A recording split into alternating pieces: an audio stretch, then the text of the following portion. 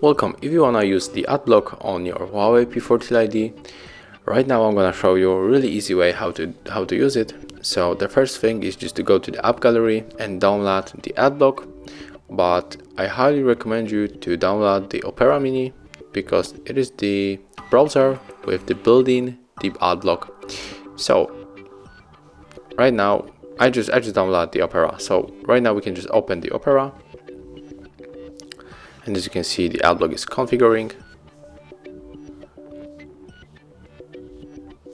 Okay, click on the continue. Do you want to personalize the ads? Yeah, of course. And right now, when we're going to our website, where we can find the ads,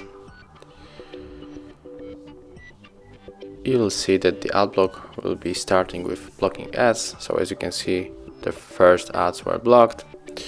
So okay, we got it, and when we are going to move through our site, you just cannot see any ads here.